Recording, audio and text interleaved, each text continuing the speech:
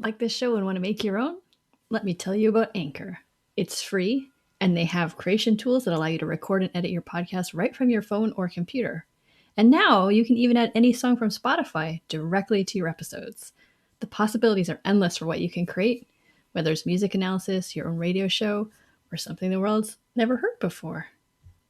Anchor will distribute your podcast for you so it can be heard on Spotify, Apple Podcasts, and many more. And you can also make money from your podcast with no minimum listenership. It's everything you need to make a podcast in one place. So download the free Anchor app or go to anchor.fm to get started.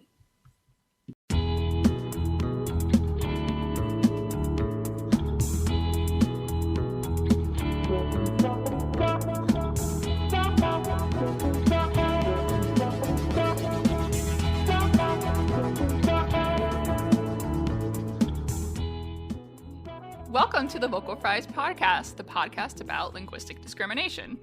I'm Carrie Gillen. And I'm Megan Figueroa. And today we have a few housekeeping items before we begin. So the first thing is we recorded this episode during the Linguistics Society of America, or the LSA conference this year. And so It was in a hotel room. So the sound quality might be a little off. Yes. We were sitting around a table in a hotel room, and it was freezing outside. That day it was not yet freezing. Later it did freeze. It did snow. Yeah. Which was exciting for those of us who live in the desert. Yeah. And who didn't have altitude sickness and was stuck in the hotel room all the whole day. Anyway. Yeah, so this episode is going to be more like what our bonus episodes are going to be like, and that gives us the opportunity to talk about our Patreon. Yes, so we joined Patreon, and we already have a few subscribers. Yes, so thank you, Anne, Daniel, Linguistics, and Suzanne. Yeah, so thank you so much. So there are 3 levels. If you are able to support us, we would love to have you as supporters. Yes. We have a $1 level, which is we just thank you for supporting us. We have a $3 level where you get a sticker. Your name is announced on the air. And then we also have a $5 level where you get the sticker, your name announced, and also you get access to the bonus episodes. So this episode is kind of in the vein of what those bonus episodes are going to be like. And we are going to record a real bonus episode this month about Word of the Year, which was part of the LSA as well. Yes, and the sticker that you get features the adorable fries. It's very cute. I think we tweeted it out, right? A picture of the sticker. I think we did. And if we didn't, shame on us. Yes. It's very cute. Yeah.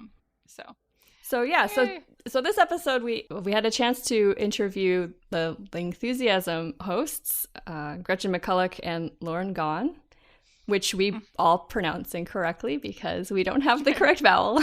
Yeah, but she's nice and says that it's okay to pronounce it like Gone, as in Gone Girl. Yes. So we also want to tell everybody that most of our episodes are on YouTube now. So if you prefer to access episodes that way, or if you know people who prefer to watch a video as opposed to listen, you can do that.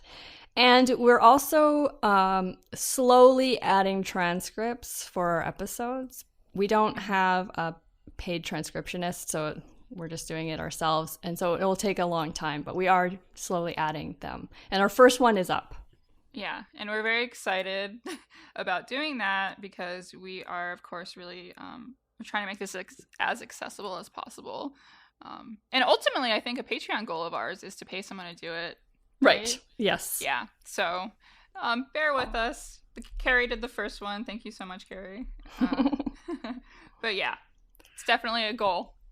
Right. And we also want to remind people of our email address, vocalfriespod@gmail.com. Okay, so now we have an interview with Gretchen McCulloch and Lauren Gahn of Linguistics.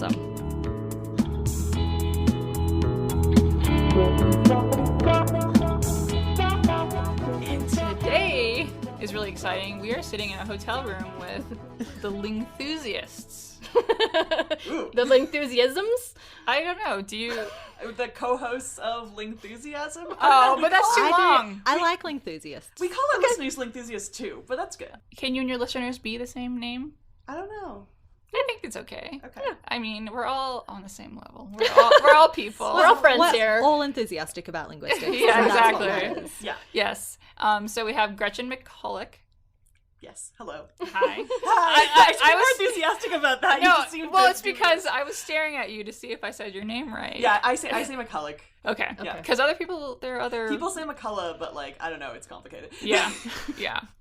And then we have Lauren Grant.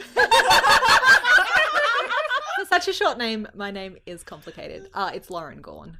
I say I don't have that. I was vowel, never gonna No. get there. So You can say Gon, like homophonous with Gone is fine as like well. Gone Girl, like Ben Yeah. Affleck. Yeah, Gone that- Girl? that is me. Okay. Yeah, All I right. say Lauren Gone, and she says that's okay. Lauren Gone, but it's the sound in like what? It's the open O. Okay. Which we've talked about before.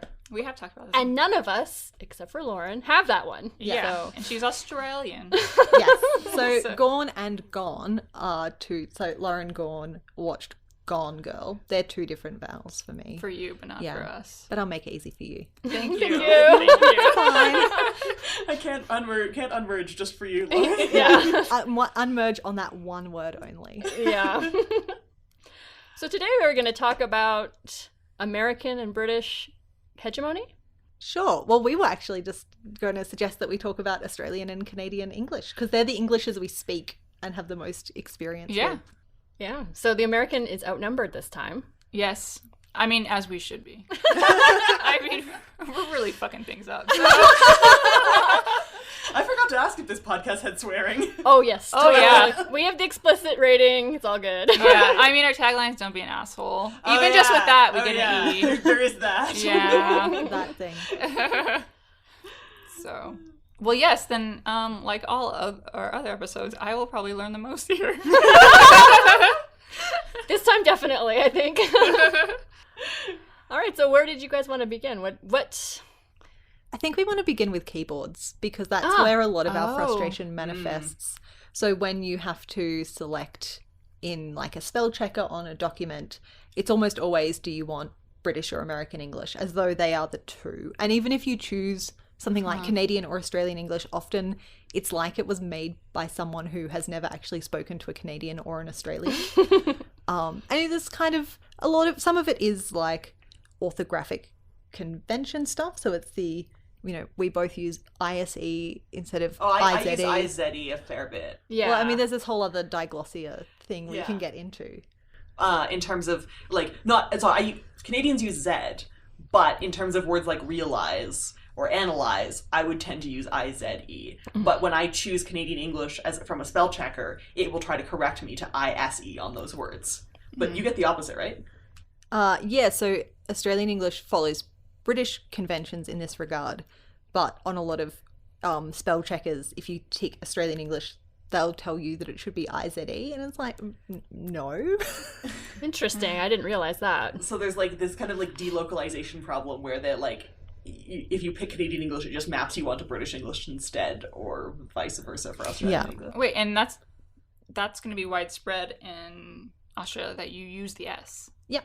Okay. Yes. So they're not people that some of them use the. No. I mean, unless I'm writing for an American publication, and then I will tailor it, So I think we become very good, and I've noticed that's a thing Canadians do as well, is flipping back and forth between... Yeah, like I would use both depending on who I'm talking to and what I'm feeling like, and I feel like spell checkers don't reflect that stylistic choice. They're like, you must pick a thing and do it. And like some words I'm more likely to use ISE on, and some words I'm more likely to use IZE on, and I'm okay with that. Or it should just figure out in this document I'm clearly writing for an American audience and it's going to be IZE throughout. Yeah, we run into this problem. So we also have a podcast, as you well know, so we do our captions for we do transcriptions for the podcast, and we do that by uploading our episodes to YouTube and having YouTube's auto captioner figure out what we're saying in a very bad version, and then we have a human go in and edit that rather than have a human try to do it all, so it's faster that way.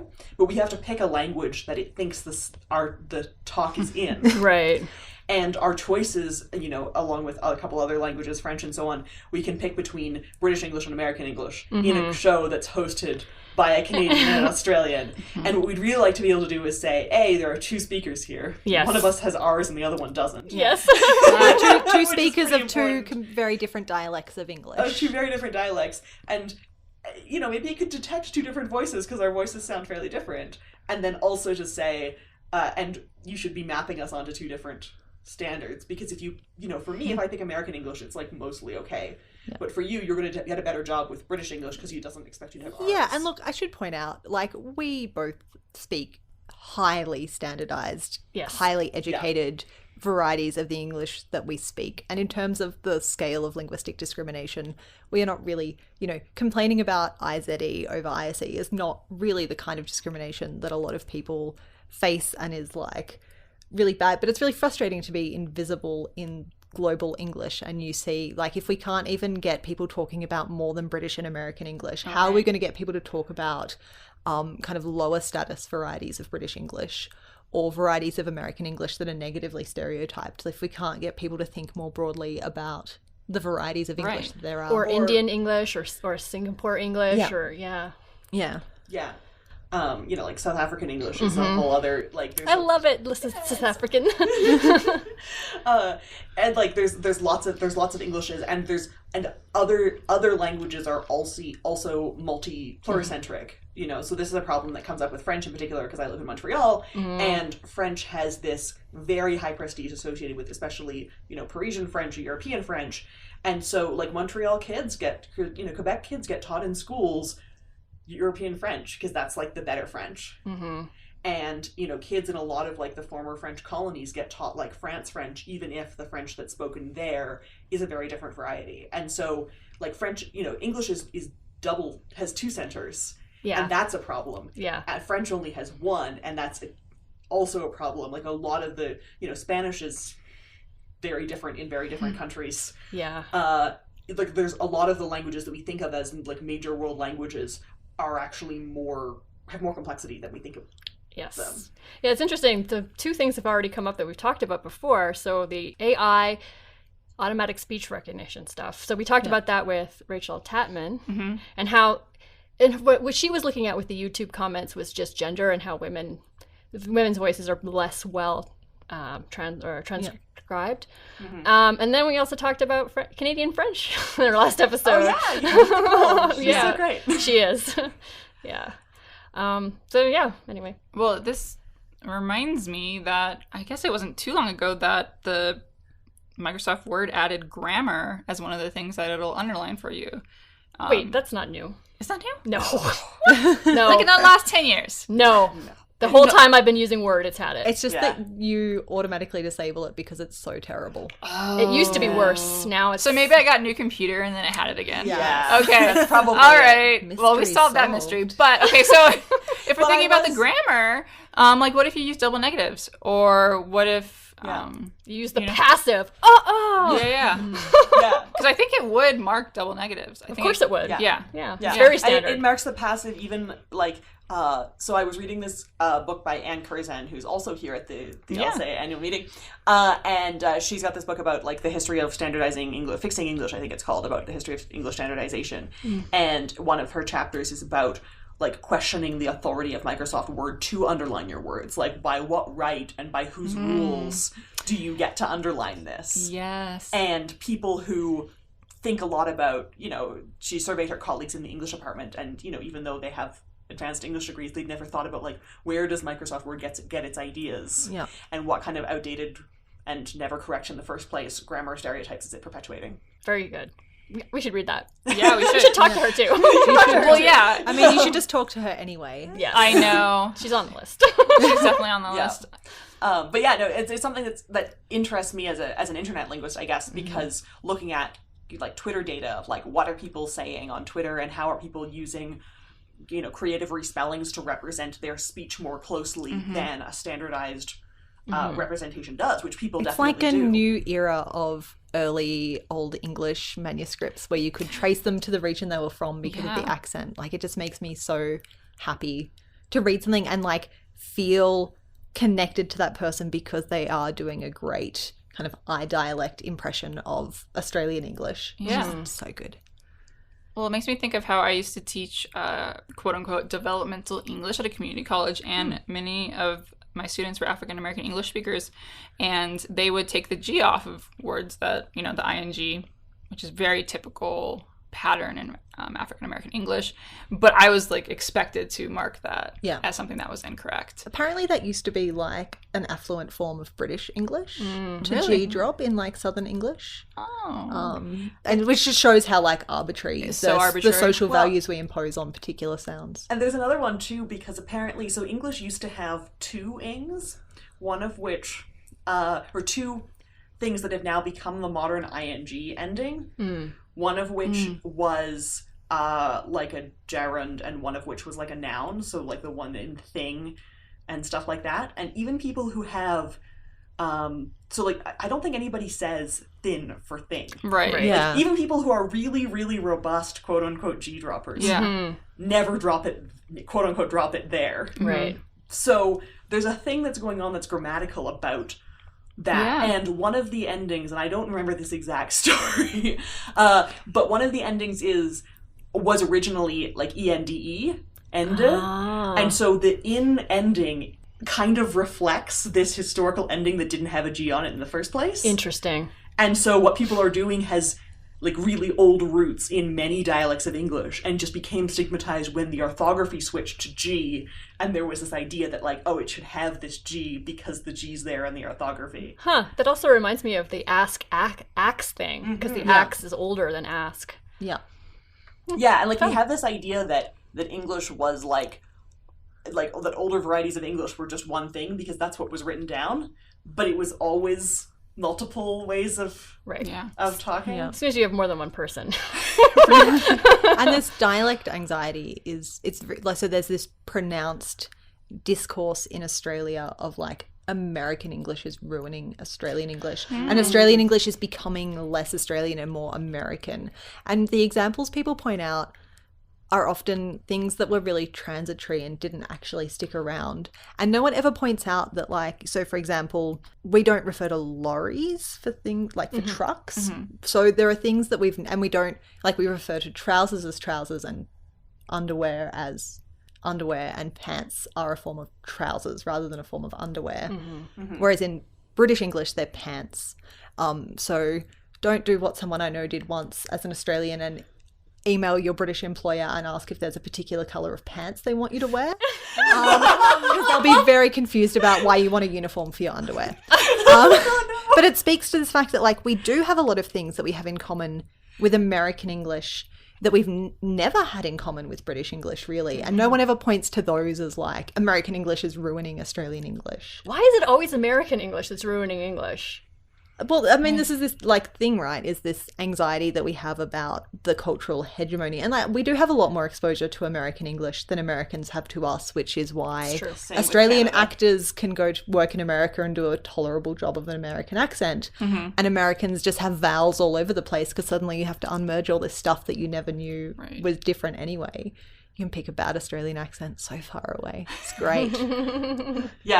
Canadian actors will have to like learn how to do an American accent, and like there's dialect coaches for that and stuff like that. But like nobody ever even tries to learn a Canadian accent properly because it's like no, they just fake fake a North Dakotan accent. But it's like, and they get Canadian raising wrong, and it drives me bananas.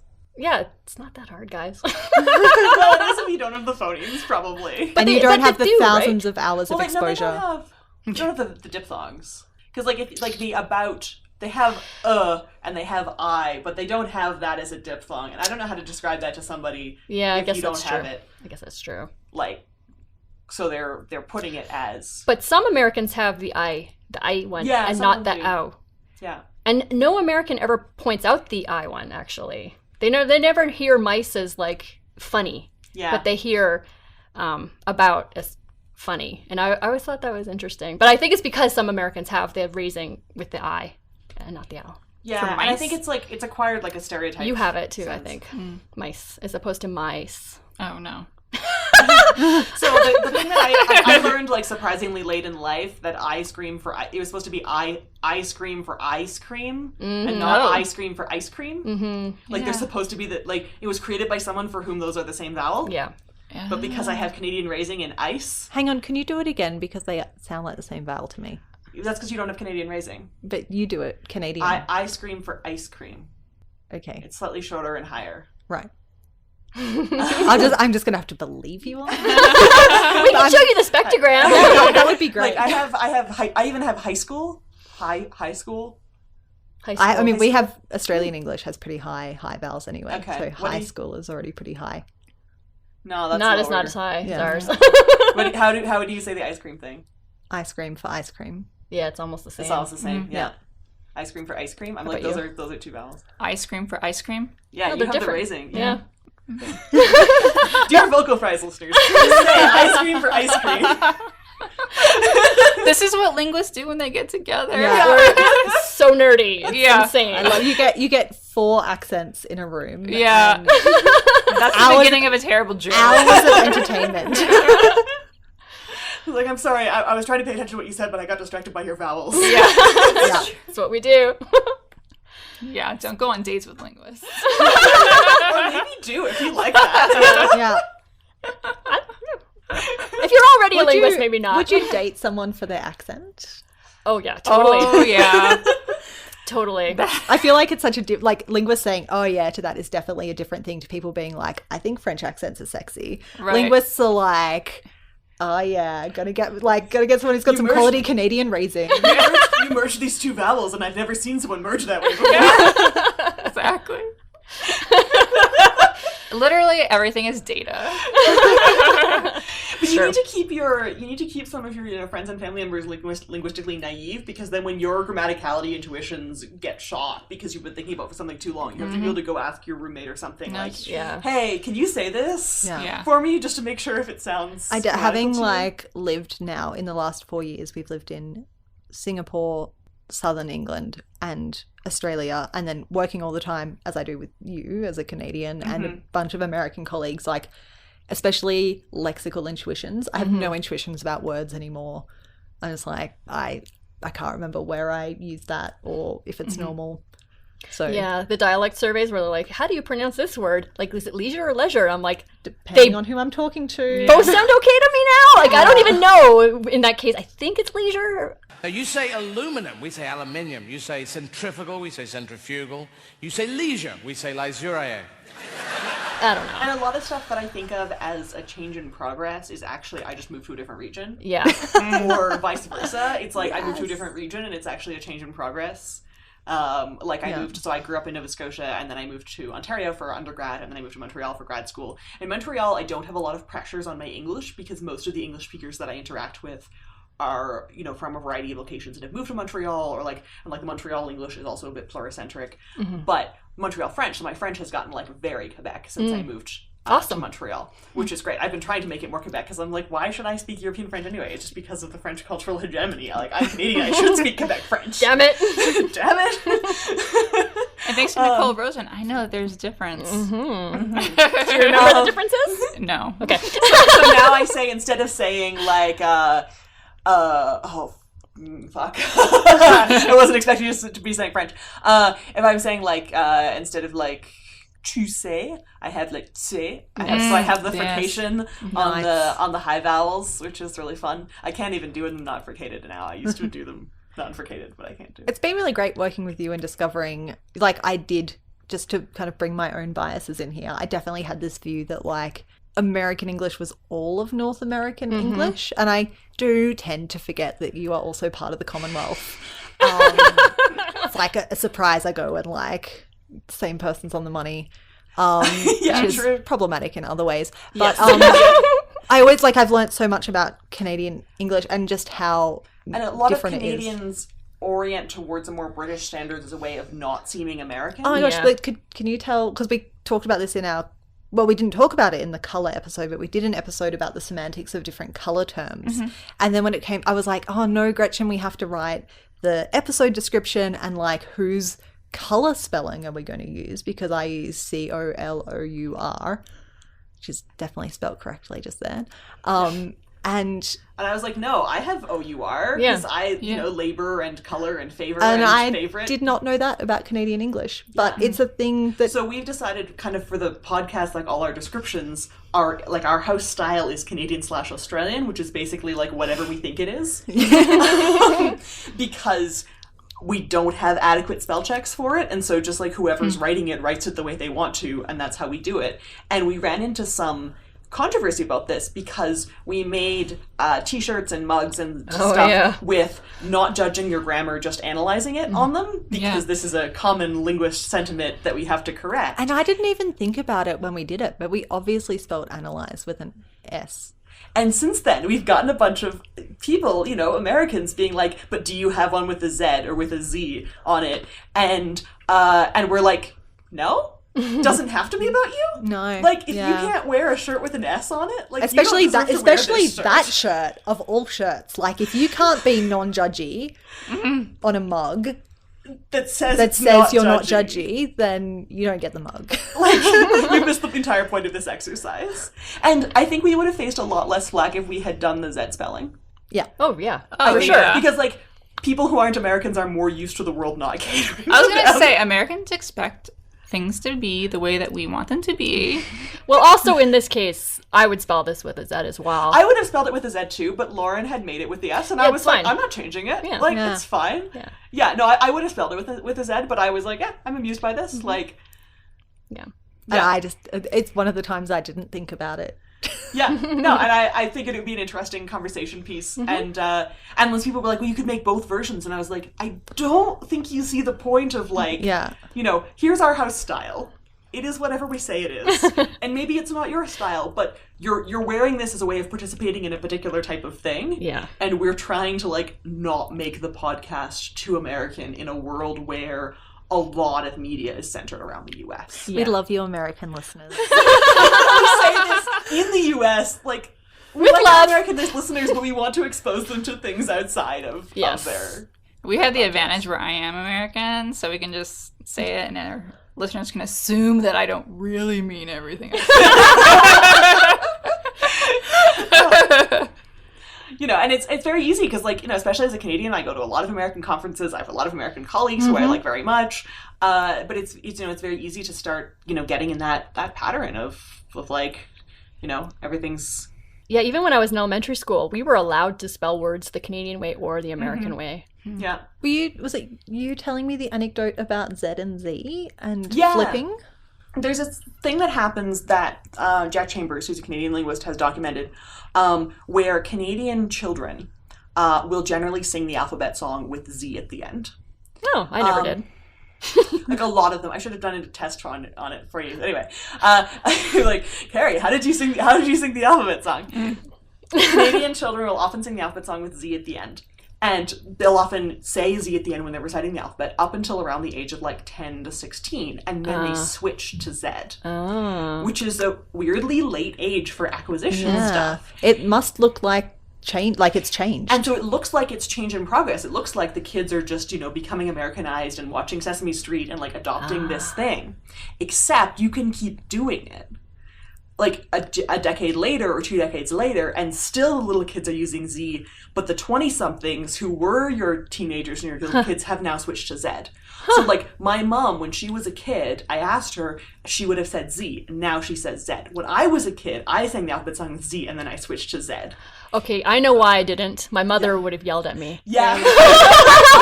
So, so once people acquire it as an identity token, they switch to Z, and they're very adamant about it. And I, like, I wouldn't admit that I had ever used a Z, because, like, that's this thing that distinguishes us from those people to the south. Sometimes language contact can drive change apart as well as change towards. Yeah, because they did this study on, I think it was Buffalo and Windsor, Ontario. Where's Buffalo? New York. That's right. No, but that's not next to Windsor. Anyway, two Two places. cities. Niagara. Niagara, St. Catharines. No, but it's like... Yeah, the St. Catharines is right there. What's on the U.S. side then? Buffalo's like right on the Is that border. Buffalo? Yeah, Oh, it's right it on is the border. Buffalo. Okay, great. None of this means anything to me. Yeah, Buffalo. Yeah, I thought you guys were talking about. I hate that sentence. No, so those two cities, they've done like linguistic dialect surveys in them. And people, they actually talk more differently from each other than people who are further in from the border. Because people really want to identify like where they're from. That's interesting. I guess I should be the American and ask what the fuck Zed is. Who's Zed? Zed's dead, baby. Zed's dead. It's The just last Z. letter of the alphabet. So it's a synonym. Yes. Yeah. It's just our name for it versus your name for it. Okay. I mean, it's like, I don't know, like pop versus soda or something. Yeah. Like, Okay.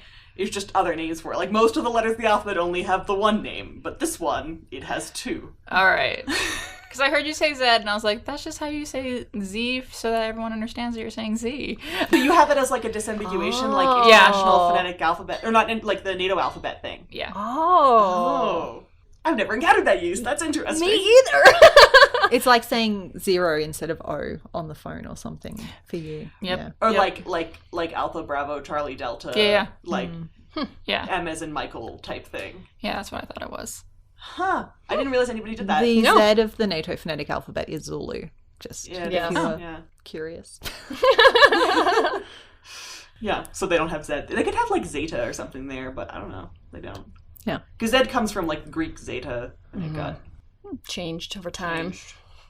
Anyway, I don't know. I think more of our letters should have like real names for them rather than just like the sound followed by E, because then we wouldn't have this phone problem in the first place. But It's true. But it is kind of fun to have like this code. it does make it easy for the alphabet song to rhyme. I Yes. tried to write an alphabet song in IPA once, and it did not go well because nothing rhymed. Yeah. And also the stress was very difficult. Oh yeah. Yeah. It was like, you know, P, B, T, D, K, G, glottal stop. And then it was like, do you say the name of the sound, or do you say like the sound itself, like the name of the symbol? Because like some of the stuff, like even linguists using a P will generally just say P. Yeah. But like glottal stop, like doesn't have a name other than glottal stop, Go. so it did not go well. No. I can imagine. I just got worried for you guys. Are you going to the thing? The word of the year. Yeah. Yeah. Okay, so Do we have like a last That's okay. thing Okay. that Yeah, you we should- wanna Thing we want to... like? What do you want to tell our listeners? while you're thinking about that, I'm going to say that I'm an American, so I didn't think about these as issues. I'm so sorry. I was like, the keyboard and the spell check works for me. Never thought about how it wouldn't work for other dialects. Of even Congratulations, American you English. succeeded at not being an asshole. Thank you. I was being an asshole before.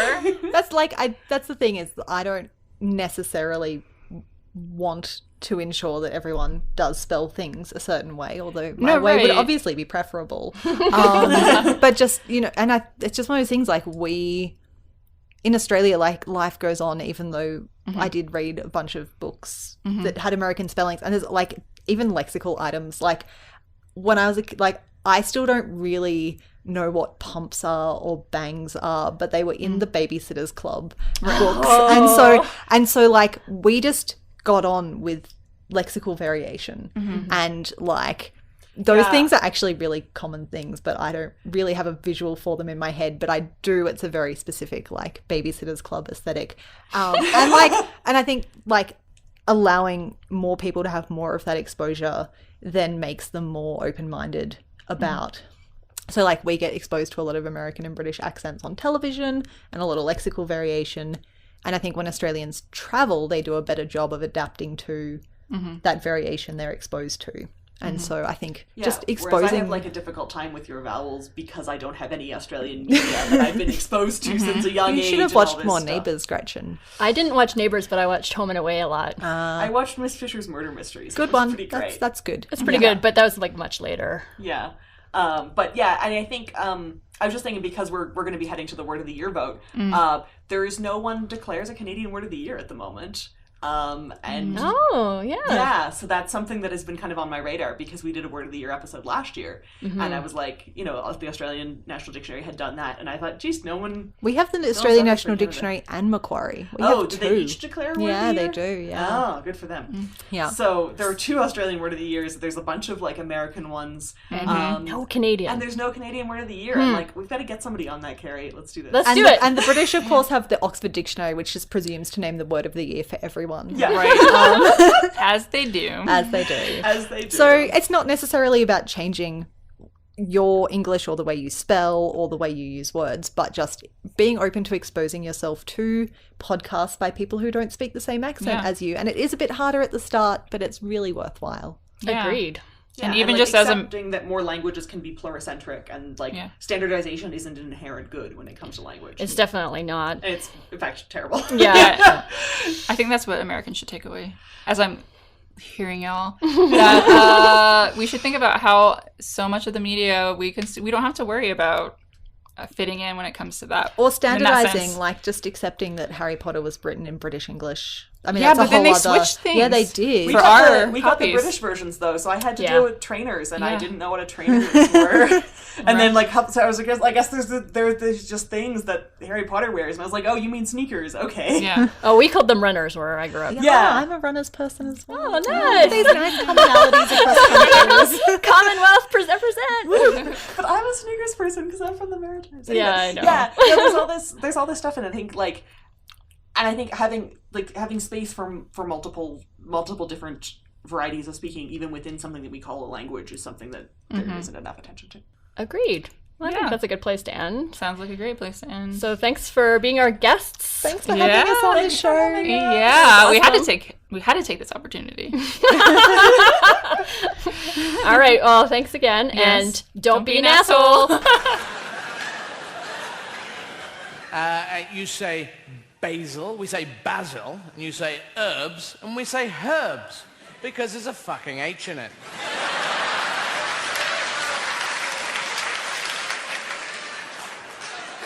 But you spell through, T-H-R-U, and I'm with you on that, because we spell it thruff. And that's trying to cheat at Scrabble. How can we get that ooh sound? Well, a U will work. What about an O as well? No, we don't need it, we're fine.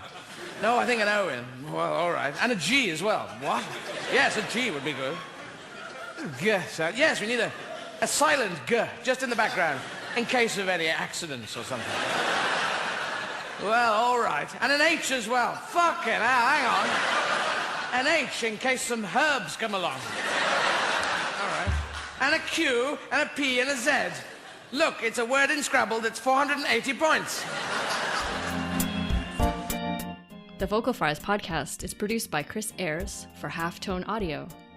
Theme music by Nick Granum. You can find us on Tumblr, Twitter, Facebook, and Instagram at Vocal Fries Pod. You can email us at vocalfriespod@gmail.com.